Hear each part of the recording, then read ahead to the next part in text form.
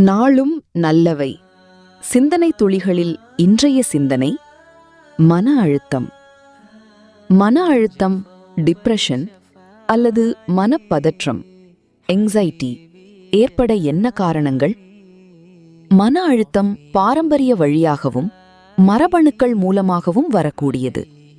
சில நேரம் சூழல் மற்றும் வாழ்க்கையில் ஏற்படும் கடினமான சூழ்நிலை காரணமாக மன அழுத்தம் ஏற்படும்.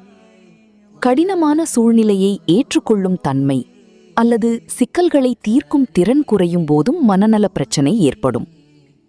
மூளை நரம்பியல் நோய், சிறுநீரக பிரச்சனை, நீரிழிவு, உயர் இரத்த அழுத்தம் உள்ளவர்களுக்கு மன அழுத்தம் மற்றும் மனப்பதற்றம் ஏற்படும் சாத்தியம் உள்ளது.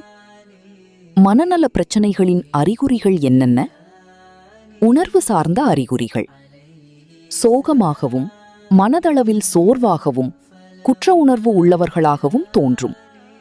அழுதல், நம்பிக்கையின்மை, நாட்டமின்மை, அதிக நேரம் உறங்குதல் அல்லது மிகவும் குறைவான நேரமே உறங்குதல், அதிக பசி அல்லது பசியின்மை, குழப்பம், மறதி என உணர்வு சார்ந்த அறிகுறிகள் தென்படும். உடல் சார்ந்த அறிகுறிகள்: உடல் வலி, சோர்வு, அஜீரணக் கோளாறு, செரிமான பிரச்சனைகள், வயிறு எரிச்சல், அதிக அளவில் சிறுநீர் மற்றும் மலம் கழித்தல், உடலில் சில இடங்களில் மரத்து போனது போல தோன்றுதல் ஆகிய அறிகுறிகள் இருக்கக்கூடும். புலன் சார்ந்த அறிகுறிகள்: தனிமையில் சிரித்தல், முணுமுணுத்தல், மற்றவர்களை சந்தேகப்படுதல் என புலன் சார்ந்த சில அறிகுறிகளும் ஏற்படலாம். இதனை புலன்சார் நோய் என்பதுண்டு. மன அழுத்தம் மற்றும் மனப்பதற்றத்தால் உடலில் ஏற்படும் பிரச்சனைகள் என்ன?